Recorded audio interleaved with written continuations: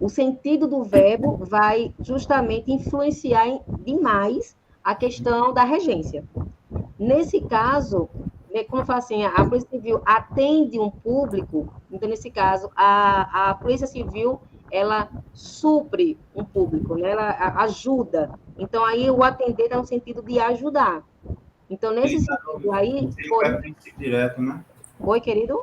Ele seria um verbo transitivo direto, seria, ou não seria? Transitivo direto, exatamente.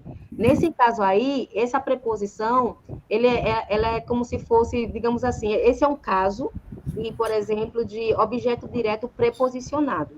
Isso. Ele está sendo utilizado, mas ele está sendo utilizado com um verbo transitivo direto, onde, no caso, essa preposição, ela não influencia na questão, como eu falei, da regência, da transitividade. Acho que ela teria mais uma ideia estilística em si, né? Isso mesmo. Isso mesmo, querido. Mas para uma questão estilística mesmo, exatamente. Boa questão. O nível está alto aqui, o papo está alto. Que coisa boa. E eu quero assim mesmo, nível alto, né? Para vocês aí gabaritarem português. Se Deus quiser. Alguma dúvida mais, gente, sobre esse assunto aí? Alguém quer tirar mais alguma dúvida, fazer mais alguma observação? A ideia é trabalhar tudo que for necessário agora mesmo, nessa revisão, para vocês não terem dificuldades na prova, tá? E aí? Tranquilo? Tudo certo, professora, sem dúvida. O chat tá tranquilo, o chat. É só o Wender falou que ia fazer a prova com o Wellington em dupla. Pronto. Tranquilo. Olha aí, tá mandando bem o Wellington aí. Ó. Vamos lá. Vamos para a prova. E acerca do sentido? Como, meu amor? Acerca do sentido. Ficaria o mesmo? Sim, ficaria o mesmo. No sentido de ajudar. Agora, o que diferencia muito a questão de sentido em relação a verbo, aí seria mais a questão do assistir. O assistir que tem a questão da mudança, né, de sentido e, consequentemente, mudança de regência. Mas o atender, não. O atender, ele não tem nenhuma observação específica acerca desse verbo. Por isso que o AI foi de caráter mais facultativo mesmo. Tá bom? Vamos lá. Temos aí mais um texto. Aí vamos lá aqui. No verso, às vezes é ela quem diz, aqui no verso 2, aqui, marcar aqui para vocês, a supressão do é, então, quando eu falo supressão do é, a eliminação dele, e a eliminação e quem, ou seja, eliminando o é e o quem, prejudicaria a coerência do trecho. Aqui a gente está falando só de coerência, tá? Então, tá aqui, ó. Quando eu elimino isso aqui, nesse verso, elimino isso aqui, tá dizendo que prejudicaria a coerência. Vamos só relembrar o que a gente entende por coerência? Coerência eu falo de quê? Quando eu falo de coerência, gente, eu falo disso, ó. De lógica. Coerência é lógica. Quando eu falo, por exemplo, muda-se algo aí, o termo vai ficar incoerente. Quando uma coisa perde a coerência, começa a ficar o quê? Sem lógica nenhuma. Fica como se fosse inteligível, não dá, assim, é ininteligível, né? Não dá para entender, você não entende a informação. Então, aqui, a gente vai perceber o quê? Se a gente tira o e o quem, continua com lógica? Sim ou não? Sim, continue. A questão está errada? Então, prejudica a coerência? Não. Não. Então, gabarito errado. Isso aí é a partícula expressiva. É algum nome assim, né? Expressiva? É algum nome? Expletiva. Expressiva, né? Expletiva. Expletiva, né? Eu sabia que era algum nome assim. Papo alto aqui, papo alto. Expressiva. mas vamos deixar a galera participar do papo também, tá, galera? Olha, partículas expletivas são partículas que são utilizadas, no caso, no texto, que elas podem ser retiradas e elas não interferem, tá? Na questão da coerência do texto. São partículas que elas estão lá, fazendo parte do tudinho, mas, porém, a retirada delas não atrapalha em nada, tá bom? Uhum. É como a de realce. Como? A de realce, partícula de realce. É a mesma? Isso, a gente lembra as partículas de realce, exatamente. Existe algum outro que exerce essa mesma função do EQ, professora? Como, meu querido? Existe algum outro conjunto de palavras que também existe essa facultatividade igual é que ou só é ele que existe? O aposto também pode, né?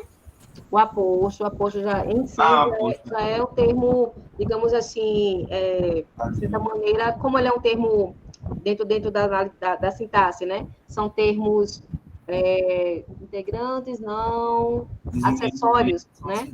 Termos acessórios são termos que da sintaxe eles são dispensáveis, eles não alteram. Dizem Agora, até que não tem, né? oi? Eu tô dizendo, dizem até, tem até discussão se ele teria função sintática, né, o aposto. Tem autores que dizem que ele não teria, mas para a prova eu acho que, não sei se... Não, sintática tem. O que alguns gramáticos discutem é o Wellington que está falando? É o Wellington, né? Pronto. O que alguns autores discutem, Wellington, a questão dessa discussão de valor sintático, é mais referente ao vocativo. Entendi. É. O vocativo que gera essa discussão, porque eu acho que ele não faz parte do corpo mesmo do texto, né? Assim, das orações, ele não faz parte, ele é um termo à parte, isolado. Isso. Alguns acham que ele não tem valor sintático, mas alguns gramáticos discordam e consideram como o enquadram dentro dos termos acessórios também. Nossa. Bem a cara do CESP, essa questão. Bem a cara, né? Bem típico. Mas vamos lá. Ô, professora, no caso, para identificar essa questão, é só você riscar mesmo que a senhora fez, né? Risca, aí vê se tem sentido. Se tem sentido, tá tranquilo, né? Uhum. É bem basicão para fazer essa questão, né? Sim. Eu sempre resolvo questões desse tipo, dessa maneira. Eu já vou riscando no texto mesmo. Risquei. Apesar do nome ser difícil, né?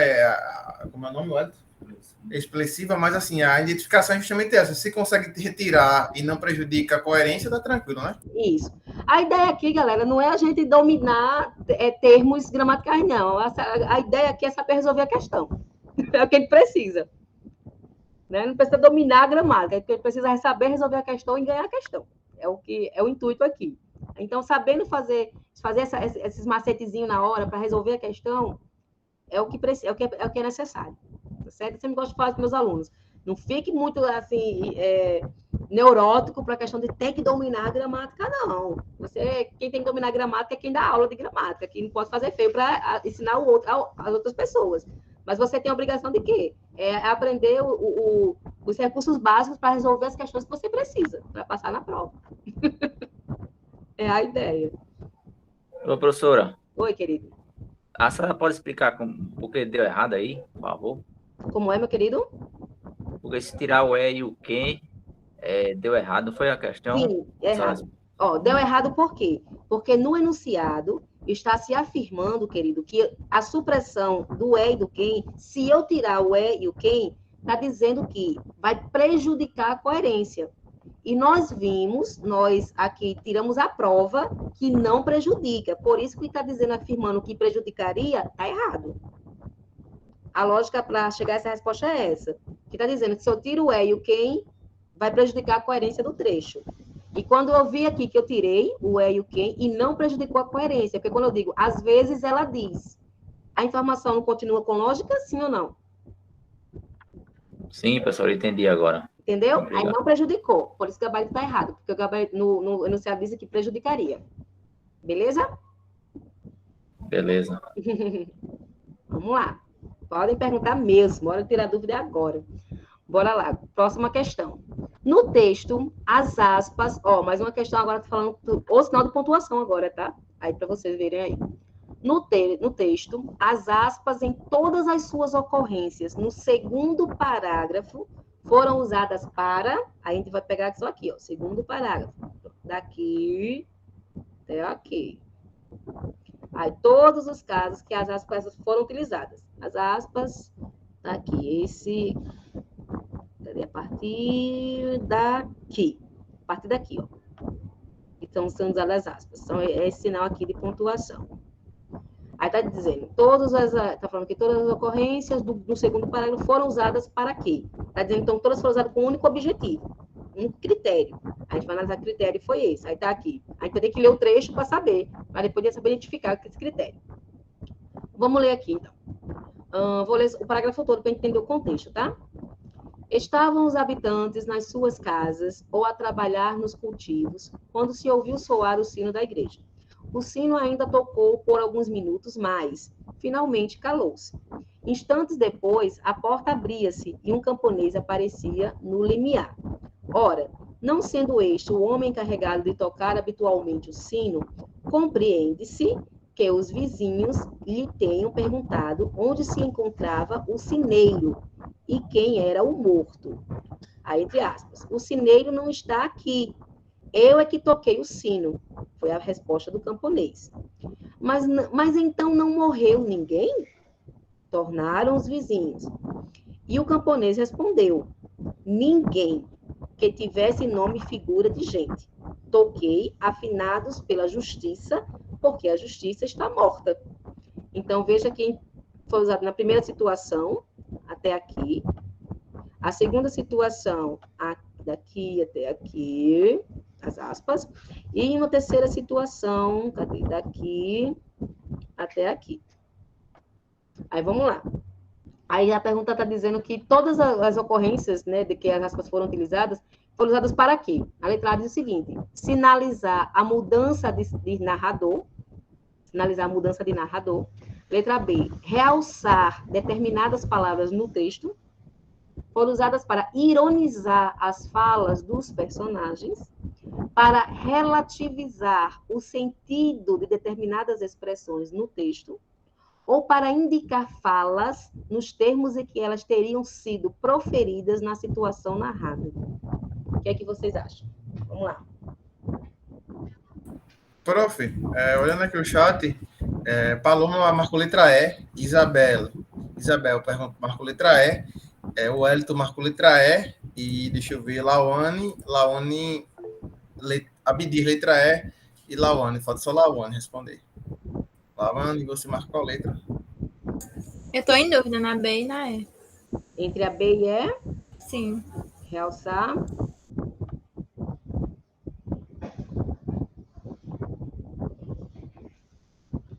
Você está mais tendenciosa para qual? Diga aí, o que você acha?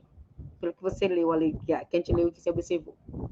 Seria mais para realçar determinadas palavras ou para indicar falas nos termos em que elas teriam sido proferidas na situação narrada? Você acha que tá 50-50 aqui.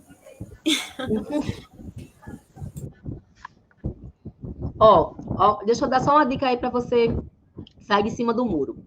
Quando você fala, a letra B diz assim, realçar determinadas palavras no texto, então você teria que considerar aí, nessa forma que foi colocado, palavras isoladas. E aí, o que foi que as aspas estão sinalizando o quê? São frases inteiras, e não determinadas palavras. Então, você já elimina por aí. Sim. Certo? Quando fala que, porque as aspas têm essa função também, de realçar algumas palavras dentro de um texto. Mas quando ela fala de realçar palavras, quando você for estudar, né, a questão as regras de pontuação, as aspas, elas realçam palavras de forma isolada, dentro de um texto, certo? E como se refere a falas inteiras, a gente já pode descartar a questão do realce de palavras. Aí seria a letra E. Isso, por eliminação, que a galera também já tinha percebido, a letra E. E olha só, justamente as aspas é uma pontuação, né? A aspa é uma pontuação que ela é utilizada justamente porque tem a mesma função do travessão dentro da narrativa, que é marcar justamente as falas dos personagens no discurso direto. Quando fala que as falas são proferidas como elas seriam faladas na situação comunicativa, narrada, então é a presença do discurso direto, tá? É a narração em discurso direto, onde os personagens, eles, no caso, dentro da narrativa, né, eles são as falas deles são reproduzidas de modo fidedigno, né? Da maneira como eles falaram no momento. Sim, aí eu queria saber, não é nada sobre o assunto, mas proferir tem regência? Oi? Proferir tem regência verbal? Geralmente, proferir algo. Sim. Tem o sentido de falar alguma coisa. Certo. Certo? Não segue uma regência específica, não. É proferir alguma coisa. Tem função de verbo transitivo direto. Ok? Vamos lá. Vou passar, hein? Peraí, Professora, deixa eu perguntar aqui. Rapidinho. Acho que Isabel vai perguntar primeiro. Peraí. Vai. Pode falar. licença. Já que falou sobre realçar determinadas palavras, eu queria tirar uma dúvida agora, que eu fiquei até na minha cabeça. Quando vou fazer a redação e eu quiser colocar uma palavra em inglês, a palavra do inglês, é necessário colocar aspas? Qual palavra? Palavra em inglês, assim. Tem que colocar, sim. Ok. Porque toda questão discursiva, ela vai o quê? Priorizar todas as provas que nós fazemos aqui, seja concurso, seja qualquer tipo de exame, né? Como tem o exame de Enem e concursos públicos, eles priorizam o quê? É o uso da língua portuguesa, a norma culta da língua portuguesa, certo? É o português padrão. Então, qualquer palavra de origem estrangeira que você vai utilizar no seu texto, ele tem que ser identificado através das aspas, porque é justamente a forma de mostrar que não é uma palavra que está fazendo parte do nosso idioma, dentro do texto. Pelo fato da cobrança ser de um texto na linguagem, no caso, formal, né, da língua portuguesa, é o português da língua culta, né, da língua portuguesa, que é cobrado nas provas. Ok. Beleza. Os 2 pontos antes da indicação de diálogo, ali, morto, ele não é obrigado, professora, a ter 2 pontos? Aonde, meu bem? Me diga aí qual é. No início do diálogo. Aqui, O depois cineiro não está era o aqui. morto. É isso aqui? É, isso aí, não tem... Porque não começa um diálogo. Isso. No caso aqui, a questão dos 2 pontos, ele não é obrigatório, porque aqui é o discurso, do caso, é como se fosse um discurso indireto livre, ou seja, a qualquer momento entra a fala do personagem. E as aspas foram utilizadas justamente para mostrar que as falas foram, digamos assim, reproduzidas exatamente como elas foram faladas no momento da narração, da fala. Então, quando você usa as aspas, e como é um texto, esse texto é um texto narrativo, né, de discurso indireto, livre, nesse sentido, que de repente já aparece o quê? O personagem falando, mas não tem essa questão da marcação, que indica, por exemplo, os 2 pontos que vai sinalizar, tem os verbos de elocução, que vai sinalizar a fala do personagem que virá em seguida. Não tem muito isso, não, nessa narração onde o discurso é indireto, livre. Ele aparece do nada, e justamente, no caso, as aspas aí são utilizadas para indicar a questão da reprodução fiel da fala do personagem, certo? Você vai só identificar quem é personagem e quem é a fala pelo contexto. Obrigada. De nada, meu bem. Vamos lá. Podemos ir para a próxima? Vamos lá? Olha só. Mais um texto aí, certo? Aí, deixa eu ver, é um texto que vai trabalhar... vírgula ainda, sobre vírgulas ainda. Então, vamos ver. Tem um texto aqui, né? O consumismo é uma economia do logro, do excesso e do lixo. Pois faz que o ser humano trabalhe duro para adquirir mais coisas, mas traz a sensação de insatisfação, porque sempre há alguma coisa melhor, maior e mais rápida do que no presente. Ao mesmo tempo, eu já marquei aqui, tá? Foi grifo meu para facilitar aqui na análise da questão. Ao mesmo tempo, as coisas que se possuem e se consomem enchem não apenas os armários, as garagens, as casas e as vidas, mas também as mentes das pessoas. Aí, com base nas ideias e nos aspectos linguísticos do texto precedente, julgue o item que se segue. Caso o trecho ao mesmo tempo, que está aqui que eu já marquei, fosse deslocado para imediatamente a forma verbal possuem, então aqui, ó, é como se ele fosse deslocado para aqui, cadê aparecer depois de possuem, aqui. Aí fala o que mais? E fosse isolado por vírgulas, então, enfim, após esse termo possuem, aí colocaria vírgula aqui, e depois de colocar ele, após aqui, né? Aí isolaria com vírgula novamente. Aí já dizendo, os sentidos originais do texto seriam prejudicados, embora sua correção gramatical fosse mantida, feitos os devidos ajustes de maiúsculas e minúsculas. Já tá, vamos considerar então por parte o que está pedindo a questão, o que está dizendo aqui. Está dizendo que, primeiro, se eu deslocasse esse trecho aqui para depois do verbo possuem, que é imediatamente após forma verbal. Então, eu trago